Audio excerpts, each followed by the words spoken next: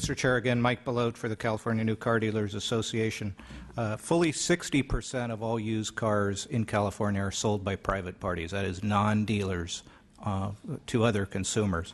And we are working with DMV to fashion an approach where private party sellers can make the same lookup on safercar.gov and give the information to private party buyers. It is tricky because if they don't do it, it is not our intent to prohibit registration of the car to the poor person who bought the car and now can't register it.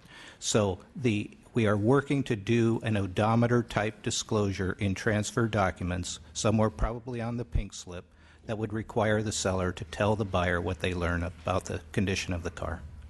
It seems to me that in the long run, a little bit more of the burden is going to have to go on the consumer buying a car. If you're going to take the risk of buying a used car, there's things like TrueCar and Carfax now that look up the history of the car that seem to be very worthwhile products.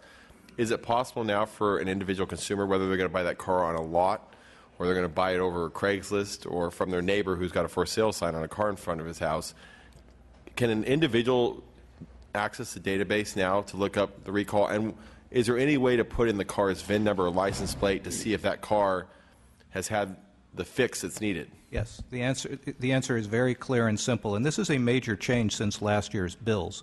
Since last year, under federal law, we have a new federal database.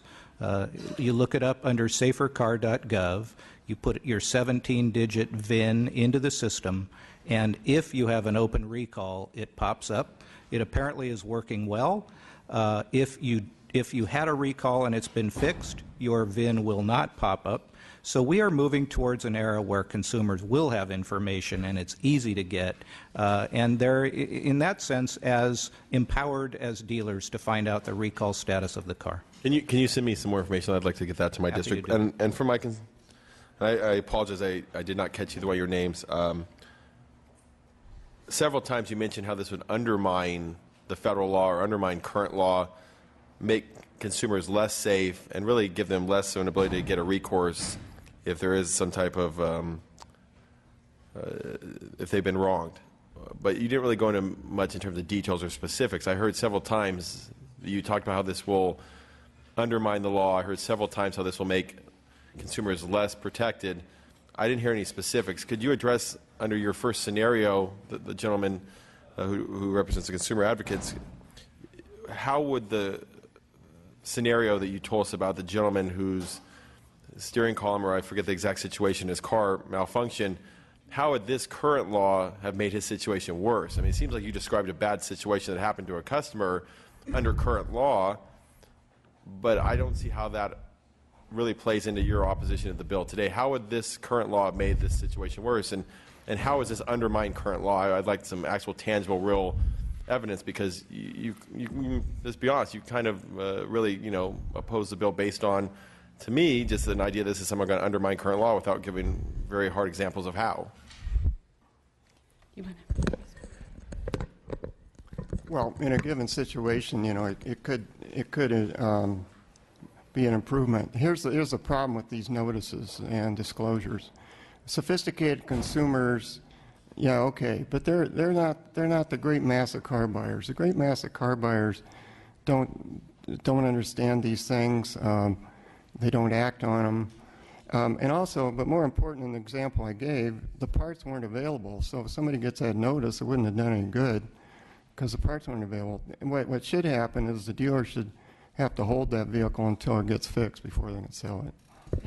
And to address that specific example that Mr. Anderson mentioned, in David Clayton's case, he hired an attorney in Fresno who represented him, who brought a cause of action against the dealer under the California Legal Remedies Act, 17200, Unfair and Deceptive Acts and Practices, and a number of other statutes. And he was they reached a negotiated confidential settlement in that case.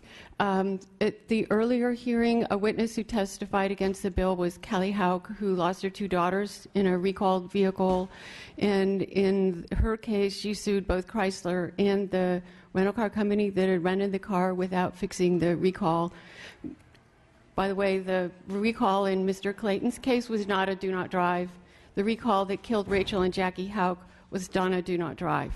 And, that's typical of 99% of the safety recalls that would be under this bill. Dealers would be allowed, affirmatively permitted to sell vehicles that have defects like catching on fire, the wheels fall off, the airbags explode in your face and spew shrapnel into your face. The seatbelts don't work when you need them. No question that these are life-threatening safety defects. And one of the concerns that we have with the bill is that it's inherently misleading and irresponsible for for an industry to be saying these are not serious safety defects. The rest of the entire community, the manufacturers, are trying to get to 100% compliance with the recalls. They're not, dividing them up between Do Not Drive, which is like practically mythical, and all the other recalls. We're concerned consumers are going to get the message. The state of California has decided these vehicles are not such a big threat. You can go ahead and buy it. When you put people on the road in these cars, there's no way to know when the defect will occur. Sometimes people have been killed the same day or within hours of when the key is put into their hands. And if we may, let's ask Mr. Belote to address some of those concerns. Just very, very briefly, Mr. Chair, thank you for the opportunity. We make it very clear that none of the causes of action mentioned by Ms. Shahan or by Mr. Anderson, under statutory law or common law, are affected in any way by this bill. So if it's a common law fraud action or misrepresentation, or if it is a statutory claim under the Consumers Legal Remedy Act or 17200, it is preserved. Got it. I'll get to you in a second, Mr. Wilk. Could somebody, it doesn't matter if it's the proponents or opponents, let the committee know how many recalls occur every year? Sure. Mr. Chair, last year was 63.8 million recalls in the state, in the entire United States. That was twice as many as any year previously in history since 1966 when recalls started. So 2014 was 63.8, 2013 was 22.6, I want to say, 22.4. And in 2012, it was something like 16 million recalls. So recalls have definitely increased. So that's 172,000 a day. Correct. Okay, and I think that's what this bill is trying to get at, unless I'm mistaken and the analysts up here are mistaken. There are recalls that are, and this bill does distinguish between safety recalls, not using NHTSA terminology, but using California's own terminology. It distinguishes between, it's my understanding, safety recalls and things like a dome light is broken and we're holding up commerce because of that dome light. So and Mr. Chair, and that's why we're concerned about the bill. That's one of the key reasons we oppose the bill, because the dome lights are no, because the recalls where the dealers would be permitted to sell the cars, where people have a reasonable expectation when they go to a dealer, he's not selling them a car with a lethal safety defect, that the manufacturer has acknowledged is defective and needs to be repaired to be safe to operate. That this bill would allow them to sell those cars. And it's not for petty reasons that they're being recalled. The main reason we're seeing more recalls now, Mr. Chair, is that we know, for instance, with the GM ignition switch, GM illegally concealed that defect from the National Highway Traffic Safety Administration. They're paying dearly for that. So, as a result, this is where the switch switches off. You lose power steering, you lose power brakes, and your airbags don't work. Surely the 66 million recall. I mean, it's been explained to me. 2.9 million cars. Right. But it's been explained to me by some of the federal officials that you stated you wanted to be here today that the term safety recall is a bit redundant. That every recall is a safety recall. And that if a dome light is broken, they have to express that as a safety issue as well, which means that there really are different classes of recalls. There's an ignition, there's a braking error, and then there's a dome light that's broken. True? False? I see some people nodding. I see some. Mr. Don't Costa, like the subject of safety recalls. I mean, they're just not. They're the subject of technical service bulletins to the dealer to help them fix it when somebody brings it in. But they don't fall under the Safety Act. They don't fall under Mr. the Costa, federal law. or Mr. Gordon. Sure. Yeah. Yeah. First of all, manufacturers have been switching from issuing these technical recalls to dealers and putting everything, or technical notice or a correction notice. They've been making everything a recall. That's why the number's going up. In this bill, we use the only definition available, which is the federal definition of, do not drive. At the end of the day, I think, consumers will have the information they need to make the appropriate decisions. And if I can add, Mr. Chair, dealers are selling these cars today. Today, the consumer is blind when they walk into a dealership, and they're not being told about recalls at all.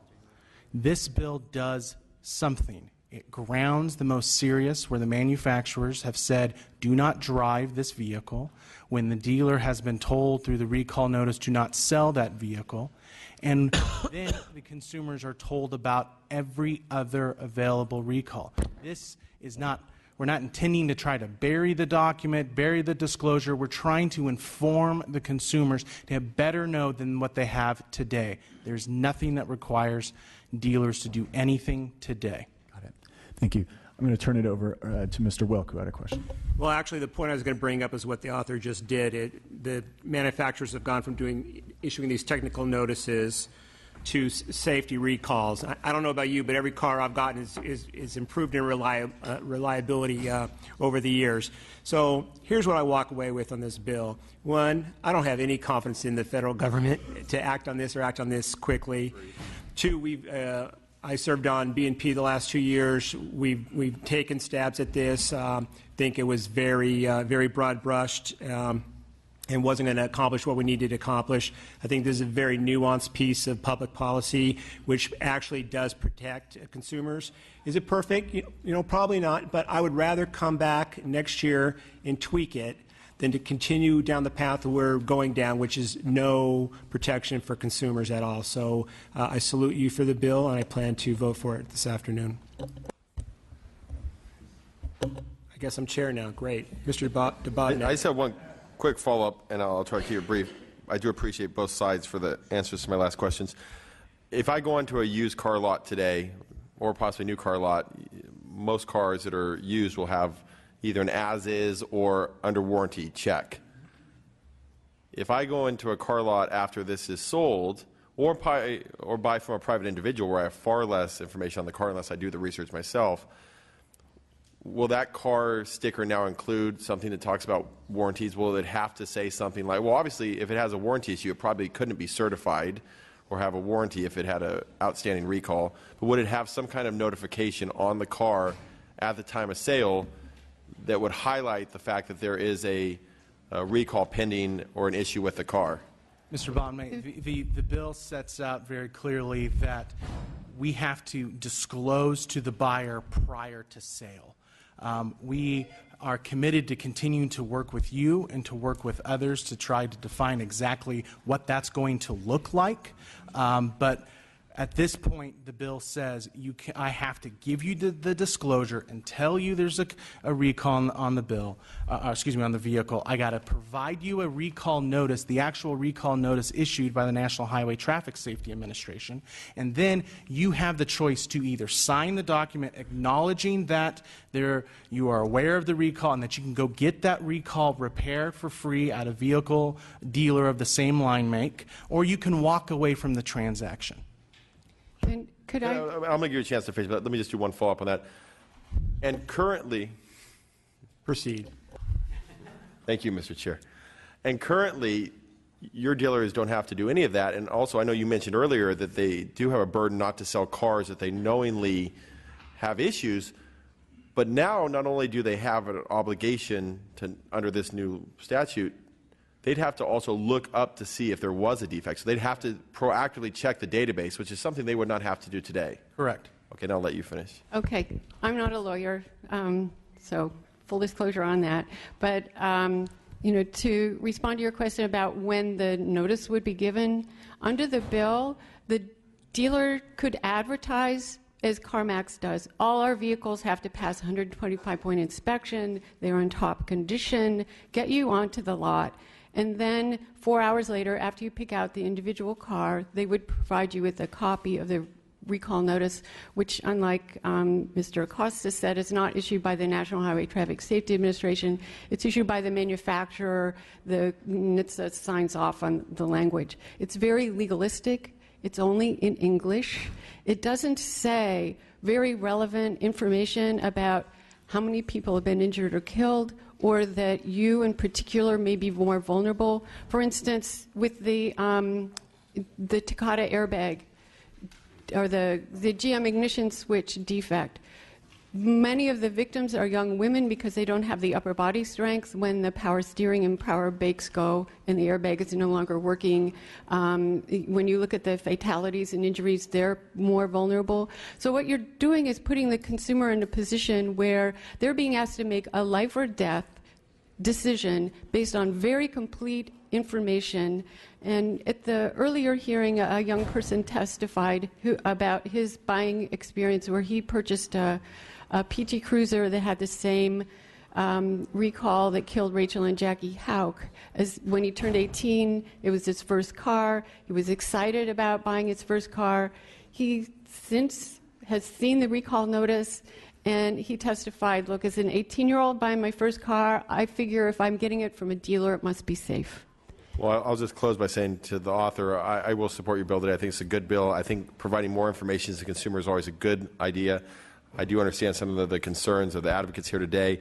I would love to see more specific language in the near future about when, at what point during the sales transaction, as early as possible. Hopefully, the notice will be made available to consumers. But I do think that providing more information to consumers is always a step in the right direction. All right, let's go to Mr. Daly. Thank you, Mr. Chairman. I just want to make a comment. First, I want to thank the author for bringing this. I think this is proactive, a common sense approach to educating consumers on upfront more than what they have today, and I would move this bill, Mr. Chairman. Bill's been properly moved and seconded. Are there any other questions from the panel?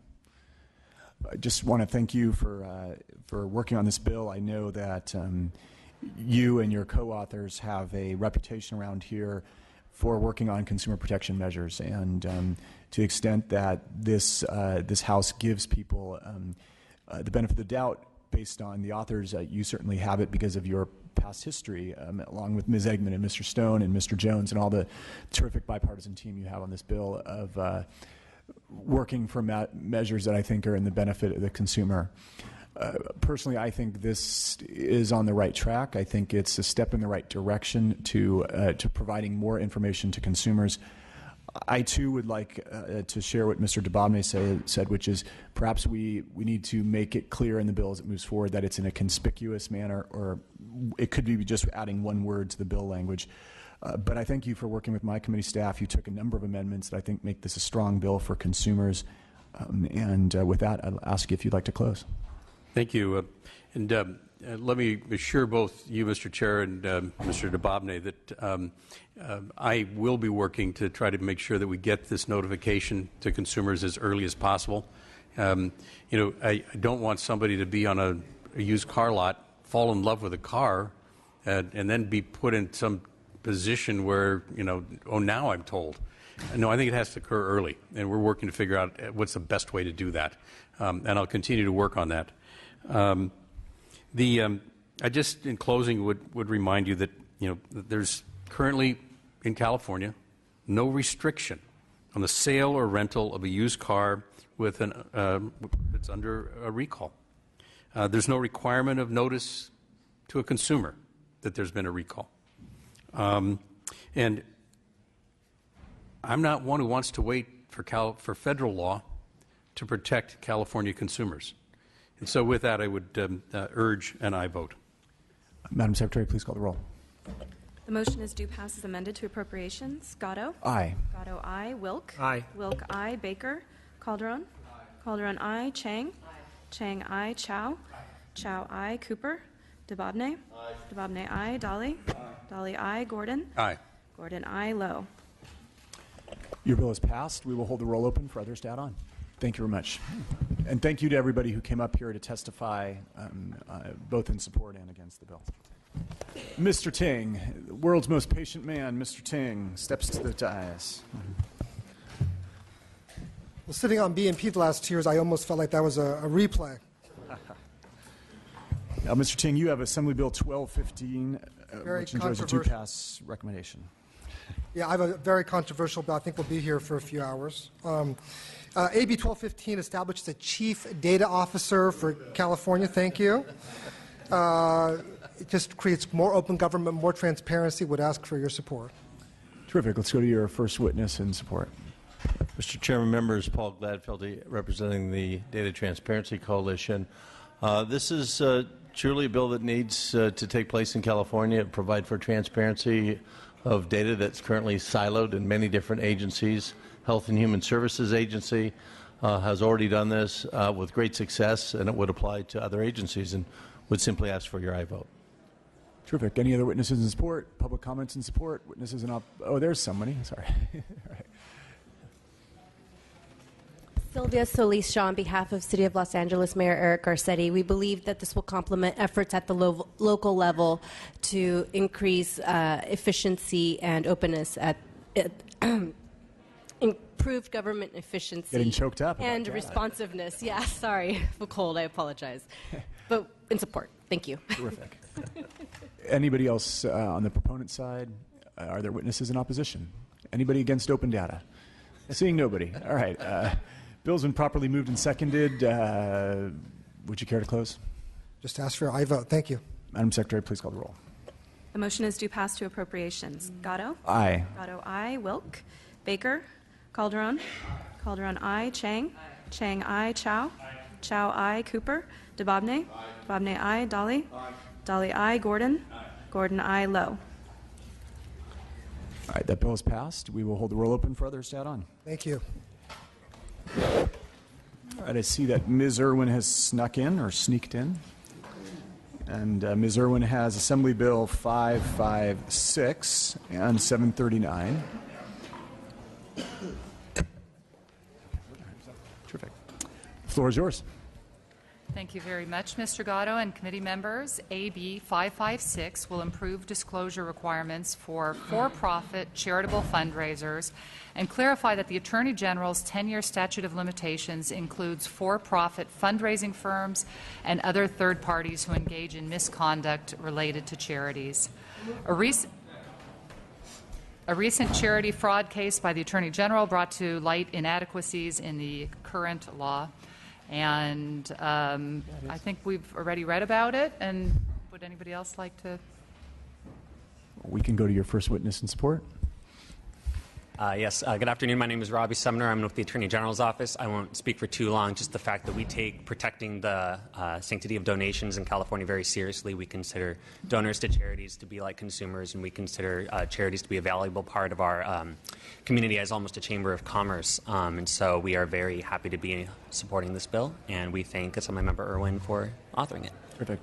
Next witness. Hi, good afternoon, Chairman Gatto, members of the committee. I'm Jennifer Fearing, and I'm pleased to serve as the Sacramento advocate for Cal Nonprofits, a statewide policy alliance of nearly 10,000 organizations representing and promoting Californians' growing nonprofit sector.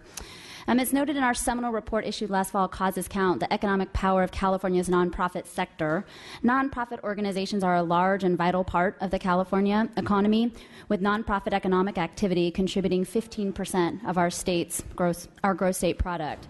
And we're trusted institutions. Our report shows that Californians believe that nonprofits do a better job than either government or the for-profit sector in acting in the public's behalf, providing quality services, operating effectively, and spending money wisely. Cal Nonprofits is pleased to support AB 556 because it aims to maintain Californians' well-placed confidence in charitable giving by closing gaps in the law that no legitimate charity needs to exploit in order to fulfill its mission. We urge your aye vote on AB 556. Terrific. Next witness. Tiffany Whiten on behalf of the Wounded Warrior Project. Wounded Warrior Project is a national nonprofit organization dedicated to honoring and empowering wounded warriors. Our vision is to foster the most successful, well-adjusted generation of wounded service members in our nation's history. At present, we are working toward this ambitious goal by offering 20 programs and services to more than 64,000 injured service members. We would like to thank the author for bringing AB 556 forward, which addresses the important issues of ethics in the nonprofit sector, as well as demonstrates a compelling interest in maintaining public trust, which is vital to our mission. We appreciate the author working with us to improve AB 556, and we urge your support. Thank you. Sure. Thank you. Is there any public comment in support? Witnesses in opposition? Working with the author, not opposition. All right. We got a tweener, folks.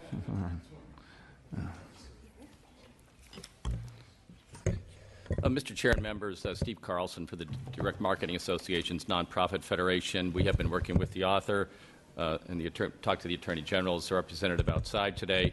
We worked on the amendments that are in the bill today, and we think that there are some additional ones that the bill could benefit from, and we look forward to working with the author. I'd like to introduce Chris Oswald, who's Vice President of State Affairs for the Direct Marketing Association, maybe to discuss where we are. Welcome. Thank you, Mr. Chair, members. My name is Chris Oswald. I'm VP of State Affairs for the Direct Marketing Association, and the DMA's Nonprofit Federation is the leading association for nonprofit organizations that use direct marketing channels to gain support from individual donors, and that's mail, email, internet, social, you name it.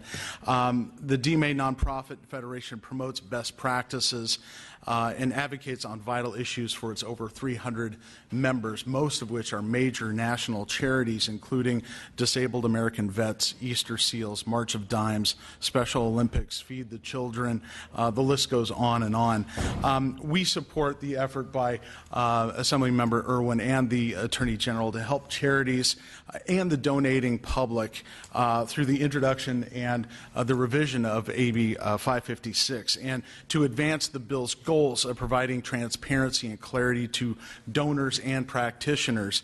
We've worked with the author and sponsors of the amendments and helped with the amendments that are currently in the bill, and we've been working with the author and look forward to having included some final tweaking, non-substantive clarifying amendments to the bill. As Mr. Carlson said, we had a good conversation briefly with the AG's representative just out in the hall, and we're encouraged by that. So these amendments that we're offering up were drafted to kind of promote a consistent construction of the law to make it clear to the practitioners both what is required under the law and what those obligations and legal responsibilities and prohibitions are. And we submitted those changes to the author in the AG's office last week, and we have several major national charities that are supportive of those changes. So without any more, we look forward to seeing those changes hopefully included in the bill, where we can then lend our full support to its passage into law. Well, thank you very much. Is there public comment in opposition? Seeing none, questions or comments? Mr. Calderon. I just want to thank the author for bringing the bill forward. I think it's a great bill. It seems like you guys, in terms of the opposition, are pretty close. I just want to encourage you to urge your sponsors to continue to work with the opposition. But I think it's a great bill, and I look forward to supporting it today. Mr. Bobna. I also think this is a very worthy bill. I was very supportive of the fact that you've increased the Attorney General's ability to go after people engaging in fraud by increasing the statute of limitations. I think that if a charity is guilty of a crime for misleading donors or using the money illegally, and the Attorney General can go after them for a 10-year period, those that are private fundraisers under this definition should also face a longer ability to go after them. My one question was this: in terms of the change of definition, I was reading here basically how it would go to expanded definition of commercial fundraisers for charitable purposes. What would be the defining line if someone actually is engaging in the fundraising? I mean, it seems like the loophole, it really shouldn't be a loophole. It should be very clear. If you hire someone to work on a nonprofit event and their job is to plan the event, to organize the event, to coordinate, as long as they're not engaged in solicitations of donations, they keep the previous title, I mean, what is the dividing line in terms of how you're going to make that standard? And secondly, if there's any way to include political fundraising in this, I would definitely co-opt it. So.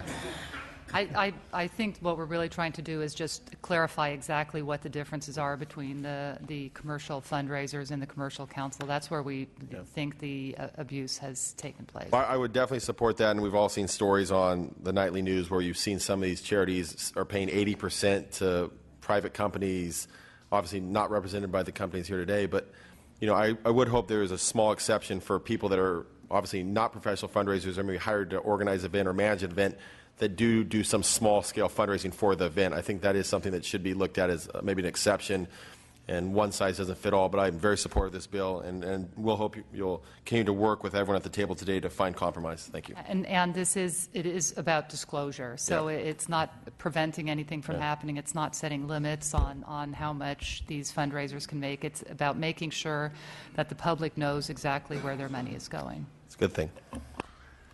Mr. Chow.